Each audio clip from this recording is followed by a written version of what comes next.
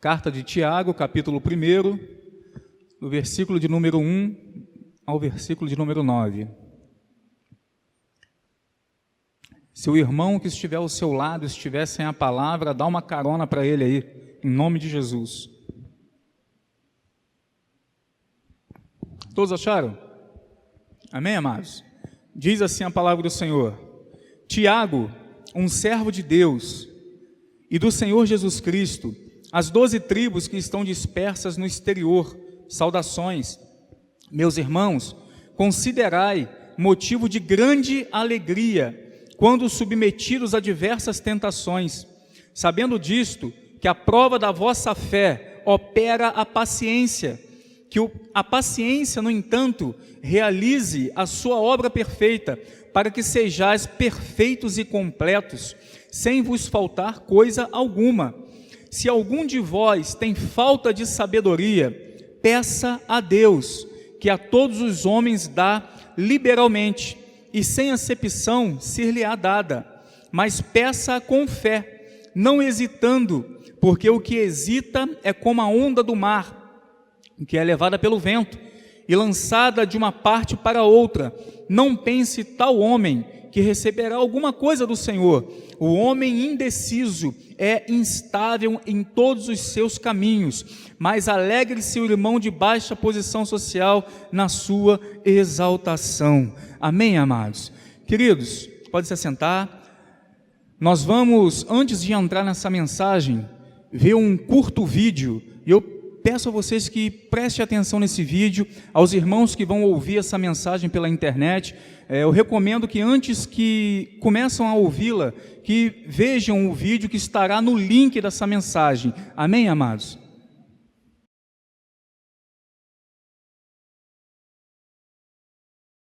Este vídeo nos mostra, em alguns minutos, a real história da nossa existência. Todos nós passaremos por isso. O ciclo da existência de cada um de nós, irmãos. Nós vamos envelhecendo a cada dia, nós já nascemos envelhecendo. Nós vemos os nossos queridos irem embora diante dos nossos olhos. Vemos a vida passar rapidamente e qual é a lição que fica para nós? Que nós precisamos nos apegar firmemente àquele que diz que estaria conosco até a consumação dos séculos. Nós precisamos nos apegar firmemente aos pés da cruz, reconhecendo, irmãos, que Jesus é o único e suficiente Salvador das nossas vidas. Há 2 semanas atrás, pelo menos ao longo dessas 2 últimas semanas, nós acompanhamos pelo noticiário a trágica e precoce morte do apresentador Gugu Liberato, não é? E fez parte aí da infância de muitos que estão aqui, é claro, e a nossa oração ao nosso Deus é que Deus venha consolar a família, mas a família emitiu uma nota, e eu gostaria aqui de falar alguns trechos dessa nota que a família emitiu, que a família divulgou, né, nas mídias. Eu não sei se todos tiveram acesso, mas abre aspas, diz assim: este é um momento que jamais imaginamos viver. Com profunda tristeza, familiares comunicam o falecimento do pai, irmão, filho, amigo, empresário, jornalista e apresentador Antônio Augusto Moraes Liberato, né? O Gugu Liberato, aos 60 anos de idade, em Orlando, na Flórida, Estados Unidos. Sofreu uma queda acidental de uma altura de cerca de 4 metros quando fazia um reparo no ar-condicionado instalado no sótão. Foi prontamente socorrido pela equipe de resgate, onde permaneceu no hospital, né, na unidade de terapia intensiva, acompanhado pela equipe médica local. Gugu sempre refletiu sobre os verdadeiros valores da vida e quão frágeis ela se revela. Sua partida nos deixa sem chão, mas reforça a nossa certeza de que ele viveu plenamente.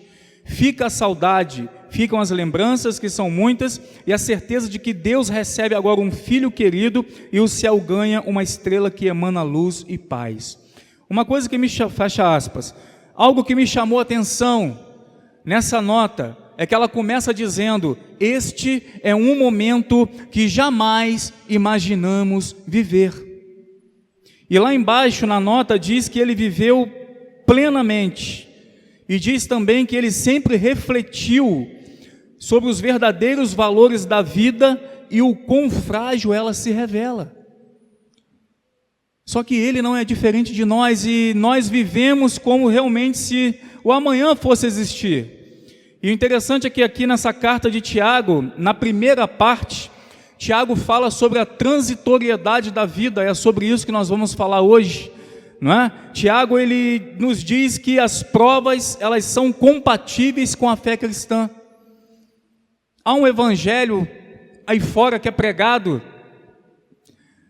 onde dizem que quando você vem para Jesus, os seus problemas acabaram, e a gente sabe que não é bem assim, que isso não é verdade. A própria carta de Tiago, ela nos fala sobre isso. Tiago nos fala, por exemplo, no versículo 2, que nós somos acometidos por várias provações, e não é isso que acontece nas nossas vidas? Não passamos por várias provações?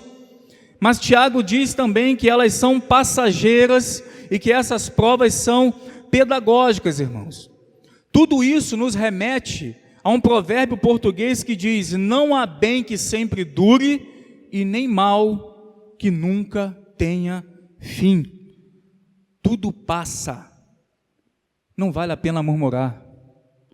Não vale a pena nós nos enredarmos numa vida de murmuração e tornar relevante aquilo que é provisório.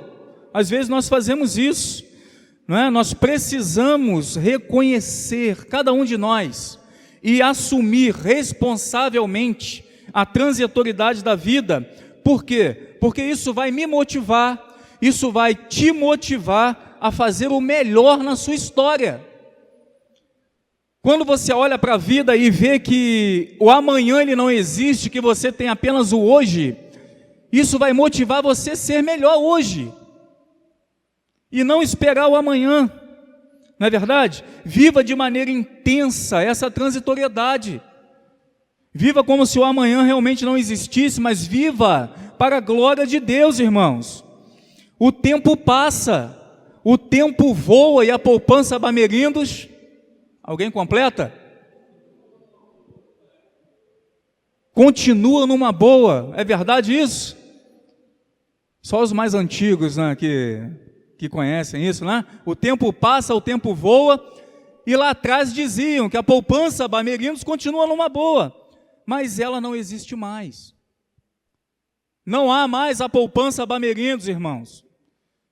Tudo aqui gira, tudo está em movimento, nada está estático por aqui. E isso torna mais profundo quando nós nos deparamos com a fragilidade da vida humana, quando o salmista ele diz, lá em Salmo 90, versículo 10, os dias da nossa vida chegam a 70 anos, e se alguns pela sua robustez chegam a 80 anos, o orgulho deles é canseira e enfado, pois cedo se corta e vamos voando. Com o passar do tempo, com o passar da idade, nós vamos entendendo cada vez melhor o que o salmista quis escrever aqui nesse salmo. O desgaste é natural, a vida agitada, ela vai minando todos nós. Os fortes são afligidos, e todos nós nos lançamos diariamente em busca de uma sobrevivência. Sobrevivência própria, sobrevivência da própria família. Agora, a transitoriedade da vida, ela não deveria existir. Deus não fez o homem para passar por essa terra voando. Deus não fez o homem para que a nossa vida passasse de forma rápida. Deus fez o homem e colocou a eternidade no coração do homem. Mas quando o pecado entra, a morte entra também. Mas nós glorificamos ao nosso Deus, porque temos a promessa do Senhor, que quando Ele vier nos arrebatar, os mortos ressuscitarão primeiro. A morte não venceu. A morte não pôde vencer. Ela não tem a última palavra. Cristo tem a última palavra. E o Senhor, Ele nos traz uma nova perspectiva de vida, que está explícito em João, no capítulo 10, versículo 10, que diz que o ladrão ele vem para roubar, para matar, para destruir, mas o nosso Senhor, Ele veio para dar vida e vida em abundância. Não importa se os seus dias forem rápidos por aqui, não importa se os seus dias vão passar voando, o que importa é que esses dias precisam ser intensos, que busquemos ao Senhor, que louvemos ao Senhor, e toda a providência daquilo que carecemos, nós temos que ter a certeza que ela virá de Deus, virá da misericórdia graciosa do nosso Senhor, irmãos. Às vezes nós nos esquecemos de tudo isso. Nós precisamos aprender a apreciar as pequenas coisas que nos cercam, as mínimas coisas, as bênçãos que o Senhor traz até nós, e nós não nos damos conta. Por quê? Porque o mundanismo, ele vem cegando a muitos, ele vem oprimindo a muitos, através da ansiedade por aquilo que nós ainda não temos. E nem precisamos. E tudo isso em detrimento ao que Deus permitiu que nós tivéssemos. Não é assim que funciona todos os dias? Não é assim que funciona o curso da nossa vida? Quantas pessoas mergulhadas na ansiedade, na depressão, simplesmente por causa disso. Infelizmente, nós só damos valor às coisas quando as perdemos. Nós só vamos dar valor ao calor do sol quando nós passamos intenso frio. Nós só vamos dar valor ao frio quando nós sofremos aqui com 40, 45 graus. Nós só vamos dar valor aos pais quando nós perdemos. Só vamos dar valor aos filhos quando perdemos. Mas se nós perdermos a nossa salvação, irmãos, não haverá mais tempo para fazer nada. Mas o ser humano é assim. A vida passa num piscar de olhos. E diante desse vai e vem, diante dessa transitoriedade, nós precisamos ajustar a nossa escala de valores. Tiago diz que o sofrimento vem, diz que as provas são compatíveis com a nossa fé. Elas vêm para todos nós. O dia mau ele vem para qualquer um de nós, seja para o cristão que tem 40 anos de igreja, ou para aquele que se converteu agora. E nós precisamos ajustar a nossa escala de urgência, a escala de valores, entre prioridades e urgências. Por quê? Urgência é tudo aquilo que acontece sem ser planejado. E a prioridade é tudo aquilo que eu faço em prol de onde eu quero chegar, em prol daquilo que eu quero alcançar. Mas quando nós olhamos de uma forma generalizada para a vida da igreja, o que nós enxergamos é que a vida de muitas pessoas está de cabeça para baixo, porque não fazem a menor ideia do que as Escrituras dizem ou ensinam acerca do assunto. Ou mesmo têm as suas vidas ordenadas no conceito mental, mas não conseguem botar em prática. E acabam deixando aquilo que é urgente tomar o lugar daquilo que é prioridade. Todo dia das nossas vidas nós fazemos isso. A primeira coisa que nós temos que fazer, irmãos, na nossa vida, é ordenarmos os nossos passos. Conhecer o que é prioridade diante daquilo que a Bíblia ensina. E depois é você lutar diariamente para que isso seja uma verdade na sua vida. A transitoriedade da vida, ela vem para todos nós passamos por isso. Nascemos, crescemos, né? alguns envelhecem, nem todos, e aí chega o tempo de morrermos.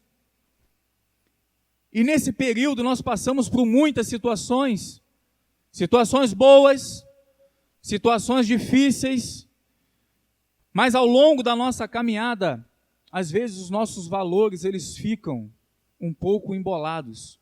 Não sabemos o que fazer, não sabemos o que a Bíblia nos diz, ou às vezes sabemos e não colocamos em prática. Então nós vamos falar acerca dessas prioridades. Quais são as prioridades que nós precisamos ter, mesmo diante de tudo isso que Tiago diz que é compatível com a nossa fé? Qual deve ser a nossa atitude, o nosso posicionamento? E em primeiro lugar, nas nossas vidas, Deus precisa estar bem estabelecido. O primeiro lugar na minha vida e na sua vida precisa ser de Deus. Não há nada, absolutamente nada que possa ocupar o lugar do Senhor. Mas é muito fácil falar, mas às vezes nós não fazemos dessa forma. O mandamento dado a Moisés foi lembrado e enfatizado pelo próprio Jesus. Está lá no Evangelho de Marcos, capítulo 12, a partir do versículo 28, que diz assim: aproximou-se dele um dos escribas, que os ouvira discutir e, percebendo que lhes havia respondido bem, perguntou-lhe: qual é o primeiro de todos os mandamentos? Jesus então responde: o primeiro é: ouve Israel, o Senhor nosso Deus é o único Senhor. Amarás, pois, ao Senhor teu Deus de todo o teu coração, de toda a tua alma e de todo o teu entendimento e de todas as tuas forças. E o segundo é este: amarás ao teu próximo como a ti mesmo, e não há outro mandamento maior do que estes. Por quê? Porque se nós amarmos a Deus em primeiro lugar, se em nossa escala de valores nós priorizarmos Deus, nós não vamos entrar pelo caminho da idolatria. Nós vamos entender que somente Ele é digno de todo louvor, de toda honra e de toda glória. Nós não vamos colocar ninguém no pedestal para adorarmos. Se nós cumprirmos esses dois mandamentos apenas, nós não vamos fazer mal ao próximo, porque nós temos que amá-lo. É por isso que tudo se resume nesses dois. Se a humanidade entendesse isso, nós não teríamos os problemas que nós temos hoje, irmãos. Nós não iríamos precisar de segurança pública, sabe por quê? Porque seríamos capazes de respeitar o direito do nosso irmão.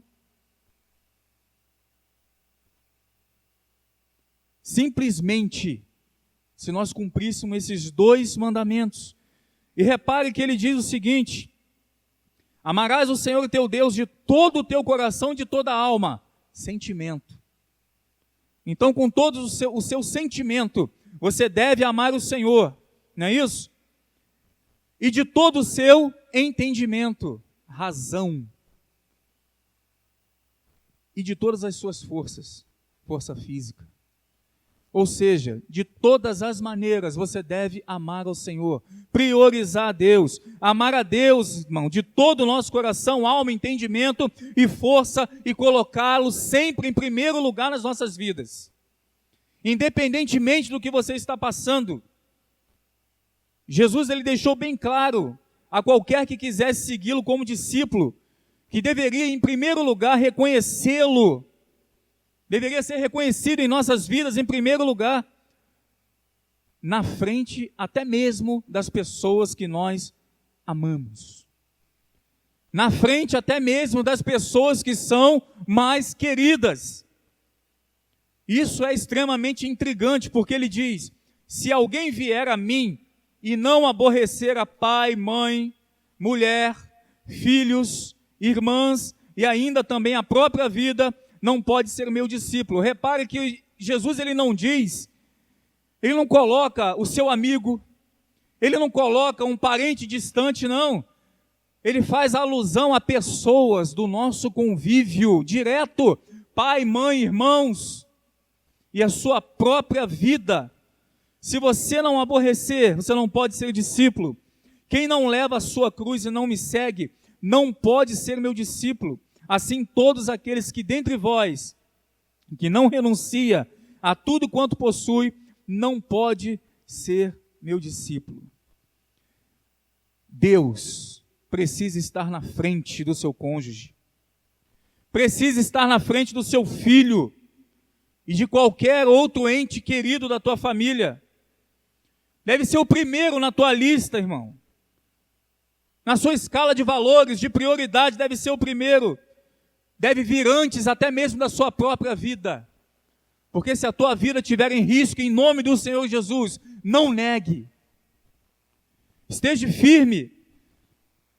E nós só vamos conseguir isso se o Senhor for e estiver em primeiro lugar na nossa vida. Quando nós falamos que Deus deve vir antes, eu não estou dizendo que as outras coisas não têm valor para a tua vida, não é isso que estamos dizendo. É que nós temos que renunciar a muitas coisas para dar o primeiro lugar ao nosso Deus. E isso é importantíssimo para nós. Por exemplo, se o seu cônjuge está extremamente incomodado com a sua fé e te dar um ultimato, ou eu ou Deus, o que você faz? Escolhe o cônjuge ou escolhe Deus? Isso acontece, irmãos, ou não? Acontece. Todos os dias isso acontece. Agora, se o seu cônjuge não é cristão, e ele não se importa com a tua fé, também não te atrapalha, Deus em primeiro lugar e ele em segundo lugar. Nós precisamos entender que Deus, em uma escala de valores, precisa ser priorizado em primeiro lugar nas nossas vidas, irmãos. O primeiro lugar, indiscutivelmente, é dele. Mateus diz, o Senhor diz lá no Evangelho de Mateus, busca primeiro o meu reino e a minha justiça, e todas essas coisas serão acrescentadas. A primeira parte do versículo diz que nós temos que priorizar o reino, priorizar a justiça do Senhor, buscar, procurar conhecer a Deus. Todos os dias nós somos colocados à prova, queridos, se vamos ou não priorizar o Senhor. E às vezes nós falhamos nas nossas escolhas. Às vezes nós erramos em priorizar a Deus e dizemos que o amamos. E nos reunimos para dizer que amamos o Senhor. Nos reunimos para dizer que queremos mais dele. Mas quando somos verdadeiramente confrontados, o que está dentro do teu coração? E às vezes Deus permite certas situações na nossa vida, verdadeiramente para enxergar o que está dentro do teu coração. Então, em uma escala de valores, nós precisamos priorizar Deus. Deus sempre em primeiro lugar. Cristo sempre em primeiro lugar. A palavra sempre em primeiro lugar no teu coração. Se não está acontecendo dessa forma, você precisa rever as suas atitudes e o jeito que você está vivendo. Em segundo lugar, nós precisamos priorizar a família em uma escala de prioridade. Primeiro Deus, depois a família. E priorizar a família dentro do contexto que Tiago nos disse. Dentro dos problemas, em meio às perseguições, em meio às afrontas, em meio às provas. E muita gente tem errado ao pensar que a igreja ou o ministério vem depois de Deus. Não vem. Em segundo lugar, a família precisa ser priorizada. Quantos relatos chegam ao nosso conhecimento de famílias que são desfeitas porque esta ordem é quebrada? Quantas famílias são desfeitas? Porque se dá mais ênfase ao ministério do que à família. Se dá mais ênfase à obra do que à família, do que aos filhos. E a ordem é quebrada. E aí então vem o problema. Os problemas chegam. E Satanás entra junto. E tudo isso em nome de um chamado de Deus. Tudo isso em nome de uma fé. Famílias estão sendo destruídas. Há muitos anos atrás, infelizmente, eu presenciei um fato baseado nisso que eu estou falando. O pastor vivia o tempo todo no monte buscando a Deus. E a mulher o traindo com um membro da igreja. Por quê? Porque a família não foi priorizada. Porque quebrou-se a escala de valores, a escala de prioridades. Até no caso, irmãos, de diminuir a intensidade do contato físico para se dedicar à oração, para se dedicar ao jejum, precisa ter um comum acordo. Isso a gente fala por experiência própria. Uma vez a dona chegou em casa e à noite ela quis namorar. E eu estava num propósito e não havia falado nada. E ela ficou muito brava comigo. Quando você estiver num propósito com Deus, avise a sua esposa. Avise o teu marido. Olha o que a Bíblia nos diz, 1 Coríntios 7,5. Não vos priveis um ao outro, senão por consentimento mútuo. Você quer orar, você quer jejuar, mas a esposa quer namorar. Então você vai deixar para uma outra ocasião.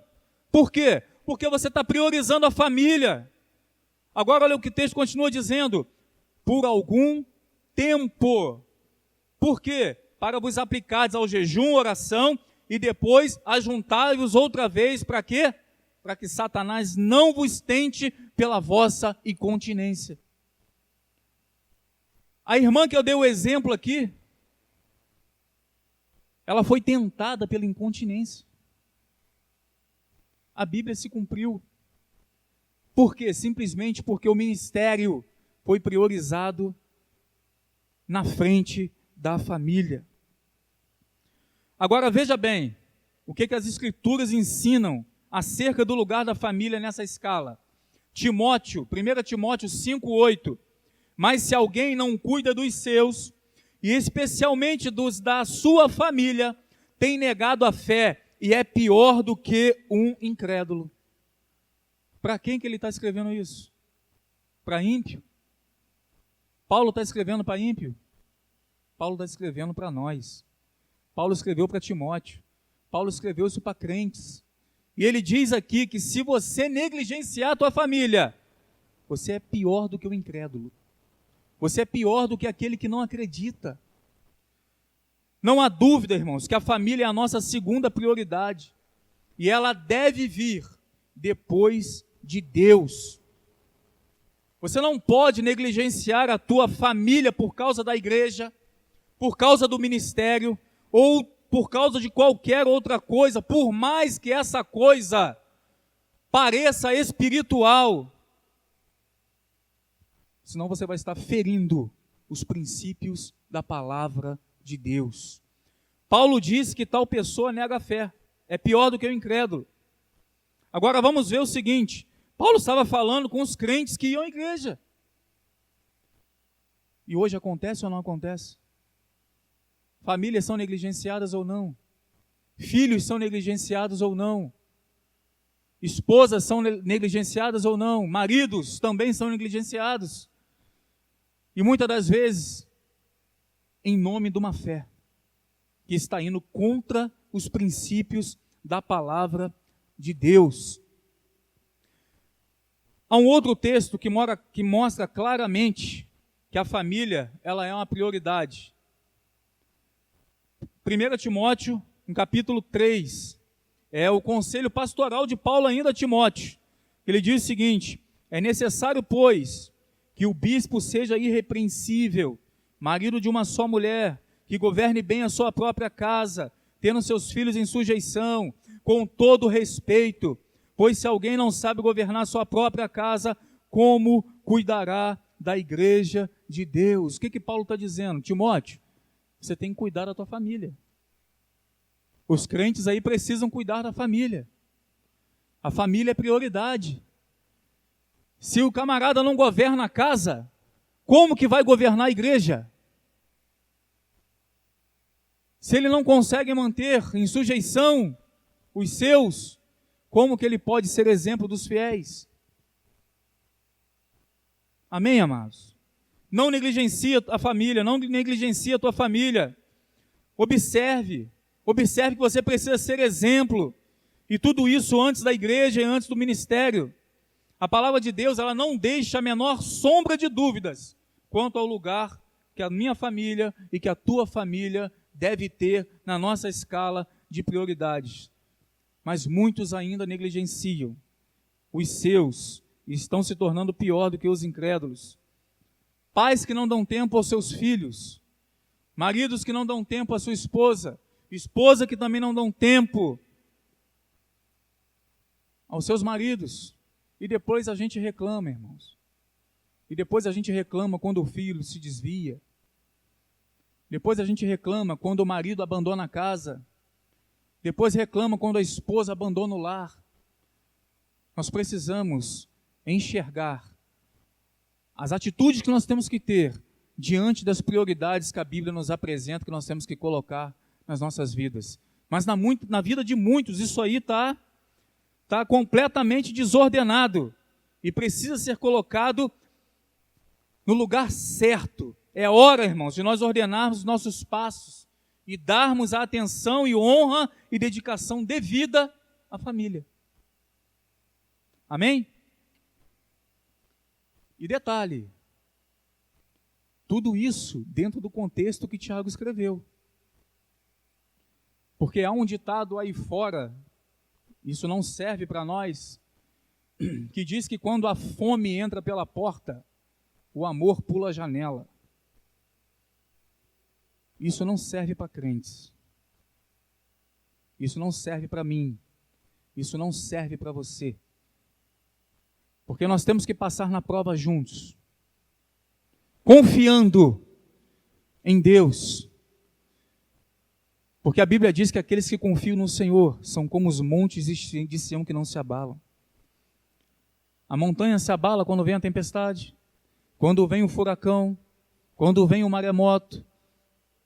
O monte Sião continua lá. Assim é a vida do crente, na presença de Deus, e aquele que bota a tua confiança no Senhor.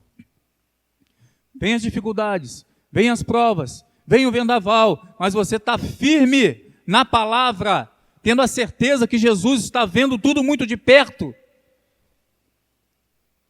Mas em muitas casas, quando a dificuldade chega, o amor pula a janela.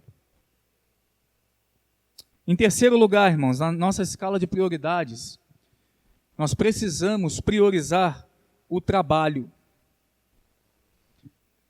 Nós vivemos extremos, principalmente dentro da igreja.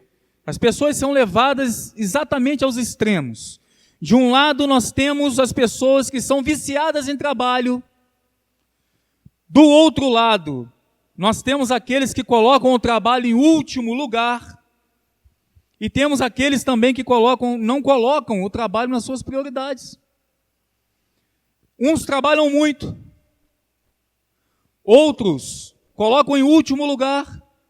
E outros nem pensam em trabalhar. E quando eu leio a Bíblia, eu vejo que isso é um princípio importantíssimo.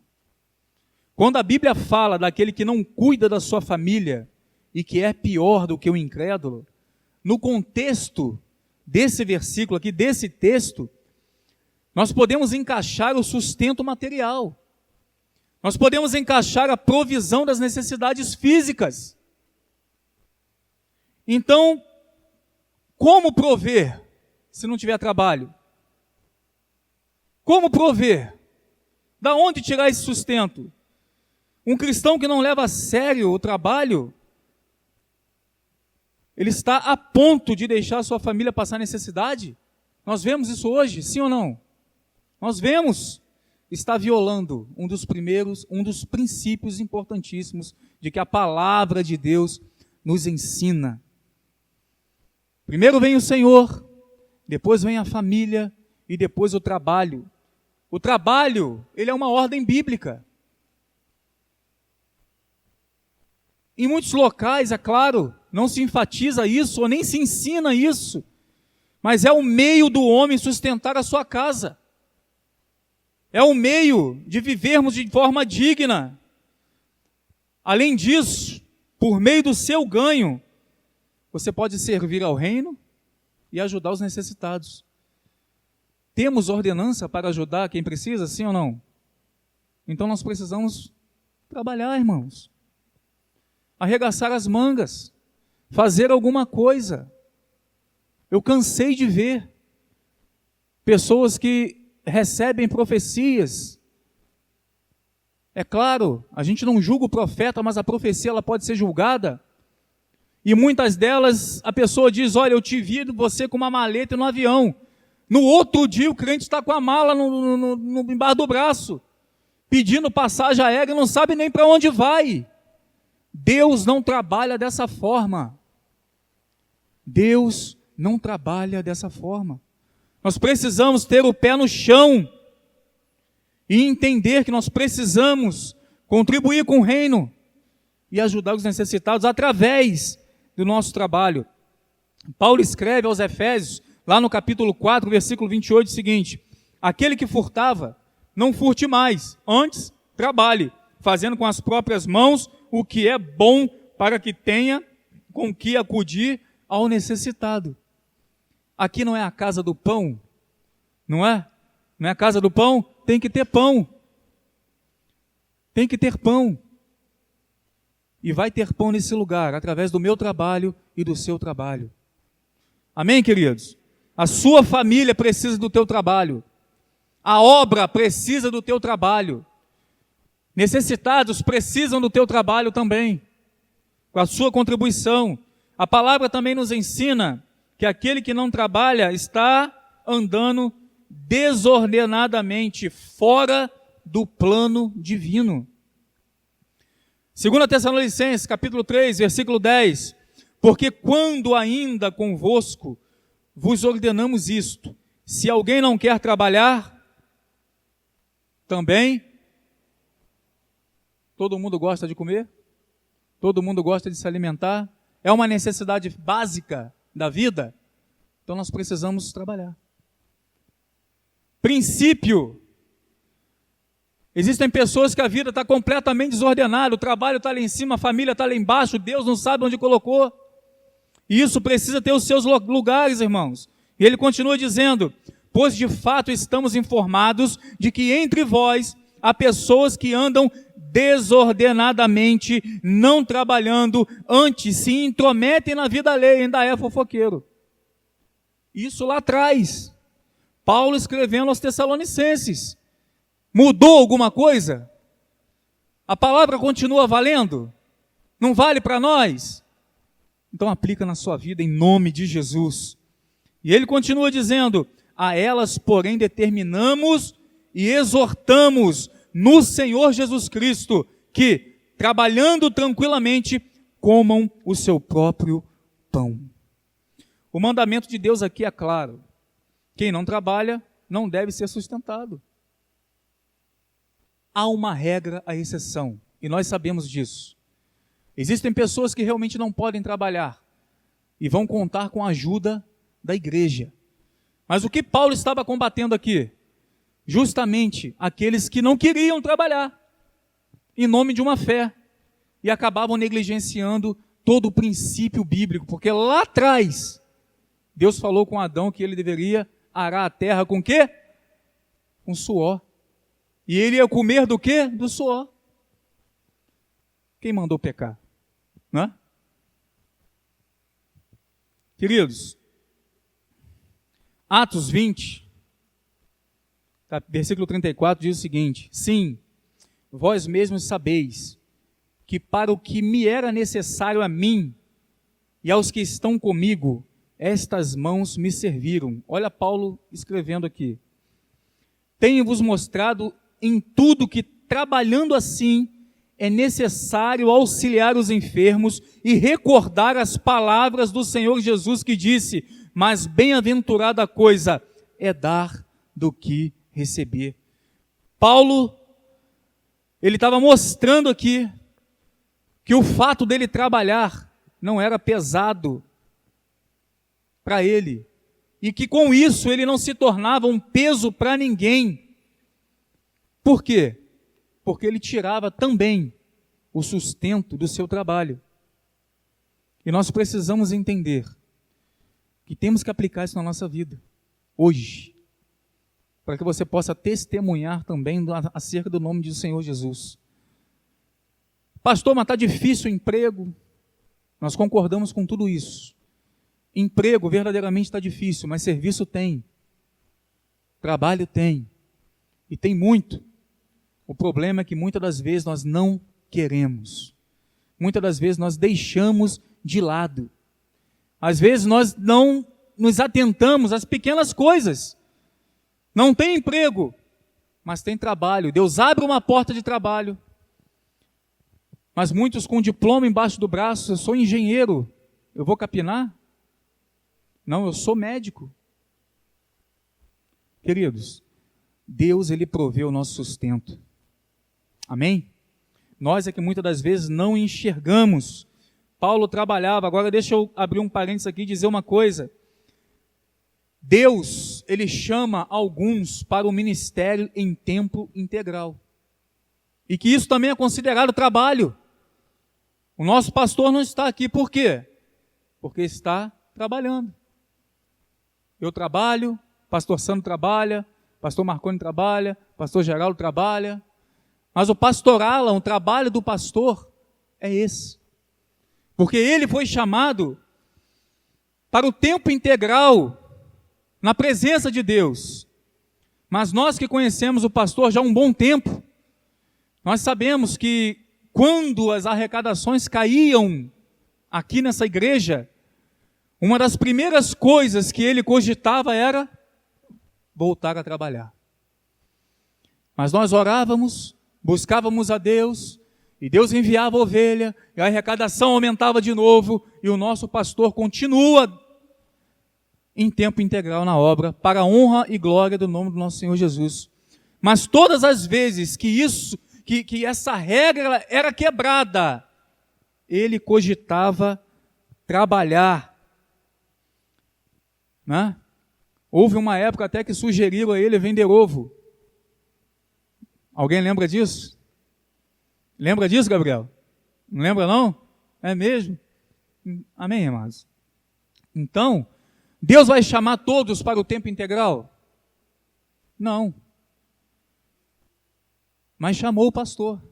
Ele sentiu esse chamado no coração. Talvez nós ainda não sentimos. E Deus tem que trabalhar de forma profunda e trabalhar na família, na esposa, nos filhos, em todo mundo. Porque engloba tudo isso. Não é? Lembra da prioridade? Família?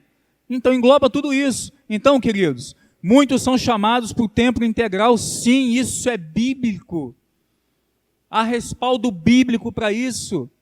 Porque muitos falam, porque o pastor não trabalha, o pastor tem que trabalhar. Amados, Jesus nos tratou como trabalhadores, operários. E a Bíblia diz que o operário ele é digno do seu salário. Não é? E será que alguém gostaria de trocar de lugar com o pastor Alan? Talvez ele trabalhe mais do que todos nós aqui. Sabe por quê? Você administra o teu problema. No máximo você administra o problema do teu marido, da tua esposa, dos teus filhos, ou às vezes dos teus pais, quem ainda tem pai vivo. Mas o pastor acaba administrando o problema de todo mundo que está aqui. Os deles, os nossos e dos nossos familiares também. O pastor tem que ser psicólogo, tem que ser motorista de ambulância. Às vezes até de viatura policial tem que ser também. Todo mundo liga para o pastor. E muitos ainda dizem que o pastor não trabalha. Amém, queridos? O operário é digno do seu trabalho. Atos 18:1. Por que eu estou contando isso aqui? Simplesmente para ilustrar que todas as vezes que houve a necessidade, o nosso pastor cogitou a possibilidade de voltar a trabalhar secularmente. Mas aprove Deus não permitir, e glória a Deus por isso, amém? E depois disso partiu Paulo de Atenas, e chegando a Corinto, e achando um certo judeu por nome Áquila, natural do Ponto, que havia pouco tinha vindo da Itália, e Priscila sua mulher, pois Cláudio tinha mandado que todos os judeus saíssem de Roma, ajuntou-se com eles, e como era do mesmo ofício, ficou com eles e trabalhava, pois tinham por ofício fazer tendas, e todos os sábados disputava na sinagoga e convencia judeus e gregos. E quando Silas e Timóteo desceram da Macedônia, foi Paulo impulsionado no Espírito, testificando aos judeus que Jesus era o Cristo. Então, percebam, mais uma vez a Bíblia mostrando que Paulo trabalhava. O apóstolo Paulo, que nós conhecemos, um gigante na fé, trabalhava. Sempre que necessário, trabalhava. Na vida dos que se dedicam em tempo integral, irmãos, o ministério, ele se enquadra como um trabalho. Amém, queridos? Da mesma forma, na vida dos jovens que estão estudando. Para que você estuda? Não é para se qualificar? Não estuda para ter um emprego melhor? Então, e na escala de prioridade, os seus estudos também entram como trabalho. Primeiro Deus, depois família, amém? Depois trabalho, depois estudo, no sentido de quê? De que você tem que honrar a Deus, honrar pai, honrar mãe. Aí depois sim, né? Então, amados, Mateus 10 diz o seguinte: e indo, pregai dizendo, é chegado o reino dos céus, curai os enfermos, limpai os leprosos, ressuscitai os mortos, expulsai os demônios, de graça recebestes, de graça dai, não possuais ouro, nem prata, nem cobre, nem vossos cintos, nem alforjes para o caminho, nem duas túnicas, nem alparcas e nem bordão. Aí Jesus diz o seguinte: porque digno, na minha versão, é o operário do seu alimento. Talvez na tua versão esteja, porque digno é o trabalhador do seu alimento. Se o Senhor te chamou, ou te chamar para o tempo integral, Ele vai te sustentar. Amém? E isso deve ser considerado, né, como trabalho. Agora, existem famílias que, por exemplo, conseguem manter os seus filhos apenas estudando. Né? Nem todas conseguem. Então, o jovem ou adolescente que estiver nessa condição deve encarar isso também como trabalho. Encoraje os seus filhos a trabalhar. Encoraja o teu marido a trabalhar. Encoraja a tua esposa a trabalhar. Muitos homens machistas dizem que a mulher não pode trabalhar. Por que que não pode? Por que que não pode? É claro, cada família tem a sua necessidade. Não é uma regra básica. Há as exceções. Mas há necessidade de trabalho, sim. Muito pelo contrário, ajuda muito. Pelo menos a minha esposa trabalha e me ajuda muito. Ajuda demais. Então, amados, não negligencie aí o trabalho. Em terceiro lugar, arregace as mangas, coloque isso aos pés do Senhor e tenha certeza que Deus, Ele vai abrir as portas para você. Deus vai abrir as portas do emprego, Deus vai trazer trabalho, Deus vai trazer serviço. Coloca diante de Deus, Ele é fiel, Ele é justo, é verdadeiro, para ouvir o teu clamor. Só não coloca o trabalho, quando Ele abrir a porta para você, em primeiro lugar, na primeira escala de valores. Deixa Deus lá, porque se Deus estiver lá, todas as outras coisas vão acontecer no tempo de Deus em nossas vidas. Amém, queridos? Em quarto lugar, a igreja. Em quarto lugar, a igreja. Para muitos, é claro, parece falta de espiritualidade deixar a igreja para depois da família, depois do trabalho, mas essa é a forma correta e bíblica de nós encararmos a nossa prioridade. Nós temos que entender uma coisa. O que está sendo falado aqui é acerca de valores e as suas ordens. Nós não estamos falando acerca das escolhas desses valores que vão fazer parte da sua vida, não. Todos devem fazer parte da sua vida, mas deve apenas estar ordenado. O fato da família vir antes da igreja não significa e não nos dá o direito de não virmos à igreja. E isso acontece hoje. Pastor, eu não fui para o culto porque minha mãe chegou lá em casa. Pastor, eu não fui para o culto porque o meu filho chegou aqui em casa. O meu pai, ou um parente, ou enfim. Quando nós fazemos isso, nós invertemos a prioridade. A família ela tem prioridade sim, mas não nos dá o direito de também olharmos para a obra do Senhor. Nós não podemos negligenciar a igreja em detrimento da família, por causa da família.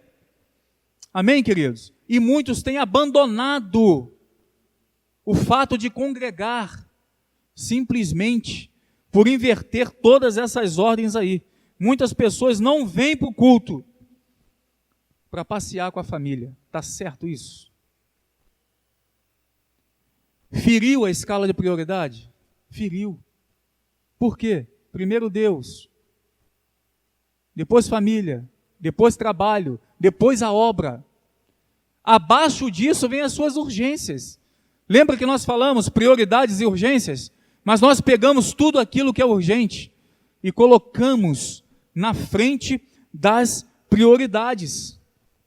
Isso acontecia lá atrás, continua acontecendo hoje. É por isso que o escritor de Hebreus ele deixou isso bem claro lá no capítulo 10, versículo 25. Não abandonando a nossa congregação, como é costume de alguns, antes admoestando-nos uns aos outros, e tanto mais, quanto vedes que se aproxima aquele dia. Jesus está voltando, sim ou não? Jesus está às portas. E a orientação bíblica é nós congregarmos, principalmente a nossa geração que estamos vendo, vivenciando os últimos acontecimentos bíblicos. E muitas pessoas ainda conseguem ferir essa escala de prioridades. Todas as vezes que você vai passear com a tua família em detrimento da obra, você fere a escala de prioridade. Mas pastor, eu não posso? Pode, claro.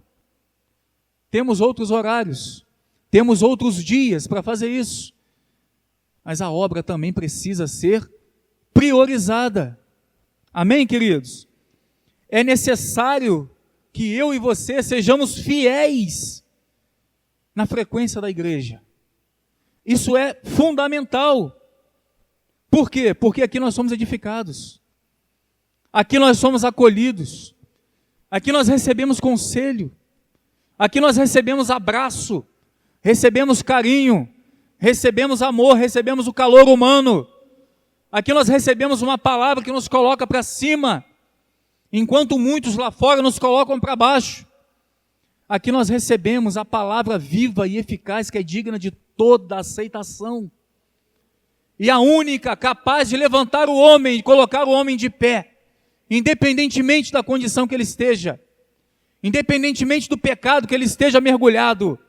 A única coisa que resgata o homem é a palavra de Deus. Não há outro. Mas a gente às vezes negligencia. Querido, Provérbio 18:1 diz: busca satisfazer seu próprio desejo, aquele que se isola, ele se insurge contra toda sabedoria. Muitos procuram se isolar. Muitos não querem estar aqui reunidos. E a Bíblia diz que você acaba se insurgindo contra a sabedoria. E, no entanto, a Bíblia também diz que o temor a Deus é o princípio da sabedoria. Então, nós não podemos negligenciar o fato de que é necessário estarmos aqui congregando uns com os outros. Vem depois da família, vem depois do trabalho, mas tem o seu valor nessa escala. Amém, queridos? Nós não podemos dar valor a outras atividades, sem antes priorizarmos Deus, família, trabalho, igreja. Aí eu te faço uma pergunta, olha para a sua vida. Muitas pessoas estão com a vida completamente desordenada, simplesmente porque ferem essa escala de prioridade. Precisamos de Deus em primeiro lugar, porque se Ele não estiver em primeiro lugar, a nossa salvação está comprometida.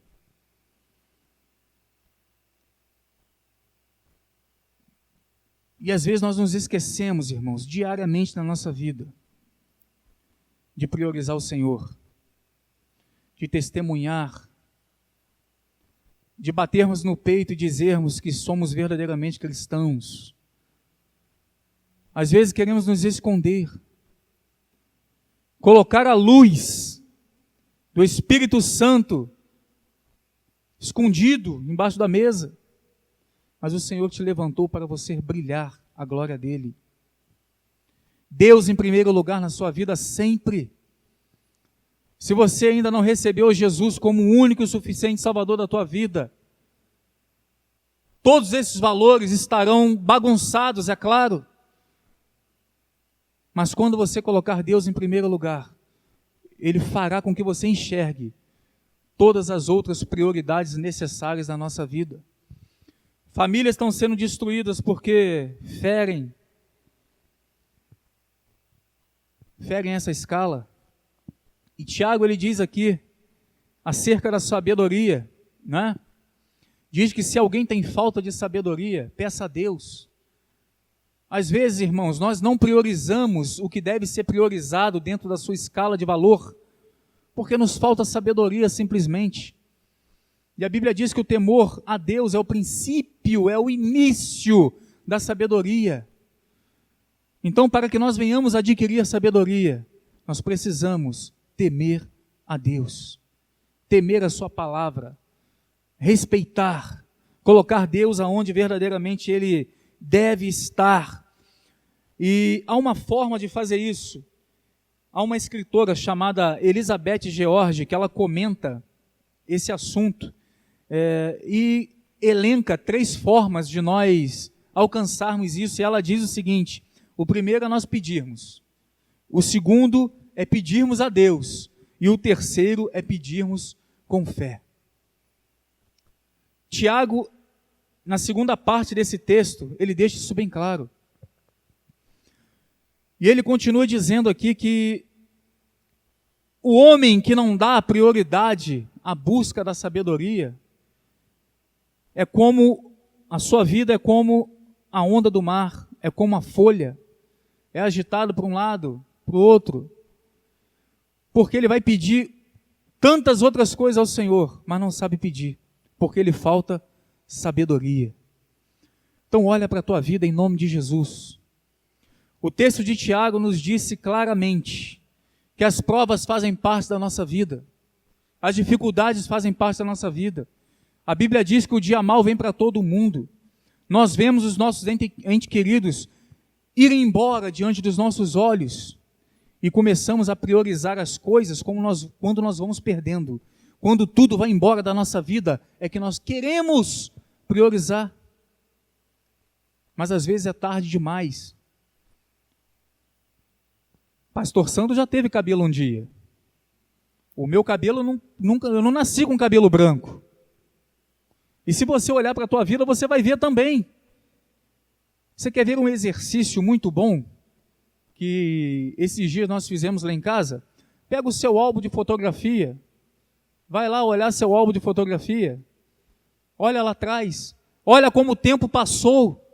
Olha como Jesus está às portas. Olha como o arrebatamento pode acontecer a qualquer instante para todos nós. E às vezes nós não priorizamos Deus. Deixamos a Bíblia de lado, a vida com Cristo, a vida de renúncia, uma vida de entrega ao Senhor. Negligenciamos família, trabalho, não queremos nada, achando que o amanhã vai acontecer, mas para o Gugu Liberato não aconteceu. Na cabeça desse homem, ele tinha subido ao sótão apenas para consertar o ar-condicionado. E o amanhã não chegou. como pode não chegar para mim, como pode também não chegar para você. E como está a tua vida com Deus? Como está a tua vida com Deus? A transitoriedade da vida é para todos nós. Todos nós. E às vezes quando nós olhamos para dentro de nós, nós vemos que tudo está bagunçado. Deixamos Deus em último lugar, só queremos saber do trabalho, não cuidamos da família, não queremos saber da obra, tudo desordenado, mas hoje Deus nos dá a oportunidade de nós pedirmos a Ele sabedoria. Sabedoria para ordenarmos, sabedoria para priorizarmos, sabedoria para renunciarmos. Amém, queridos? Vamos nos colocar de pé em nome de Jesus.